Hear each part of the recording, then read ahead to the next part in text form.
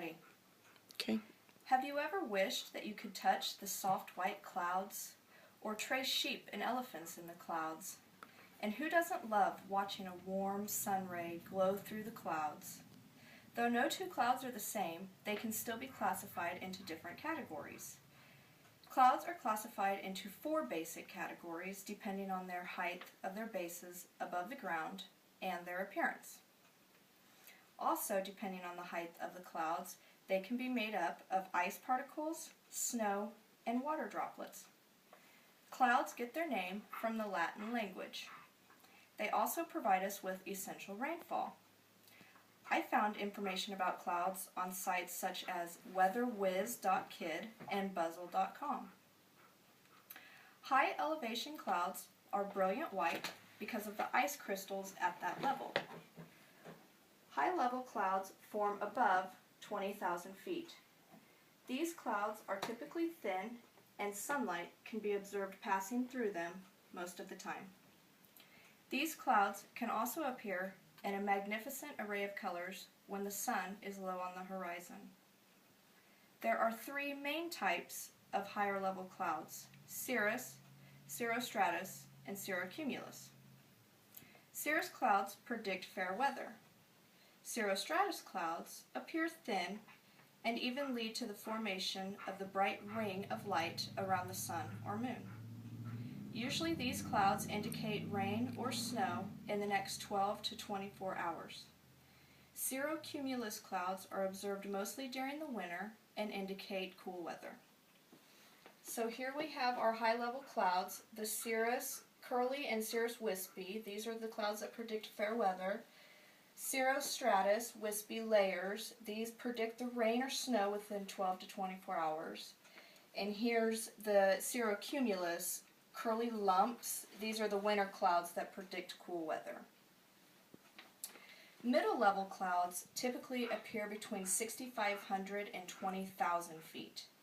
Because of their lower altitude, they're composed primarily of water droplets. However, they can also be composed of white ice crystals when the temperatures are cold enough. Referred to as the alto clouds, meaning middle, they bear such names as altostratus and altocumulus, depending on their shape. Altostratus clouds are flat and are often formed right before a storm.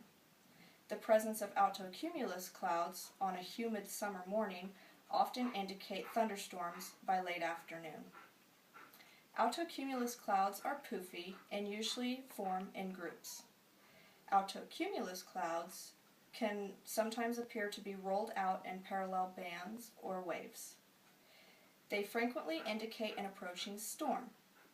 They themselves can produce virga, which is a rain or snow that never reaches the ground. So here we have the mid-level clouds, the altostratus, these middle layered. These are often formed before a storm, almost like a wall cloud. Here's the altocumulus, poofy white clouds, the middle layer lumps, poofy clouds. Their composition depends on factors such as altitude and vertical temperature structures, or various temperatures at different altitudes surrounding the clouds, and the time of year. They also predict unstable air. Lower level clouds, mostly composed of water droplets, since their bases generally lie below 6,500 feet. However, when temperatures are cool enough, these clouds may also contain ice particles and snow.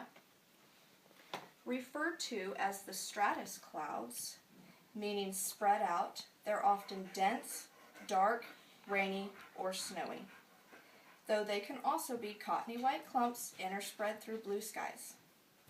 These clouds are responsible for bringing snow and rain. When a thick fog rises, it leaves a low stratus cloud behind. And here's our lower level clouds, the stratus. Here's the cottony white clumps interspread through the blue skies. Here's the dark low layer stratus cloud. Nimbus, or storm clouds, are the most dramatic types of clouds. Nimbus is a low-level cloud that produces precipitation that reaches the ground in the form of rain, snow, or hail. Cumulus clouds either form during fair weather or right before a storm. Cumulus clouds are known for their mammoth size.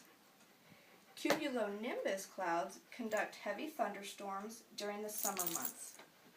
Nimbostratus clouds usually blanket the entire sky and conduct continual snow or rainfall. Rather than storm clouds spreading out in bands like other clouds do, they rise to dramatic heights, sometimes well above the jetliner flights. As thunderheads reach these high elevations, their tops encounter high winds that cause them to spread out sideways. They can reach elevations of 50,000 feet. Thunderheads can produce hail, damaging wind, lightning, torrential rain, and sometimes tornadoes. The layers of the atmosphere where almost all clouds exist is the troposphere, although the tops of some severe thunderstorms occasionally pierce the tropopause.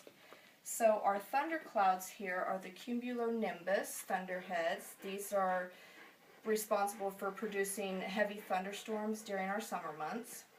The nimbus thunderclouds are responsible for the pouring rain. They conduct continual snow or rainfall. These thunderhead clouds, nimbus, when temperatures rise in the afternoon, it gives the atmosphere momentum to build strong thunderstorms. These cumulus thunderheads, these clouds form either fair weather or right before a storm. Identification of the clouds can be a little difficult initially. However, the more you work on them, the more you'll know.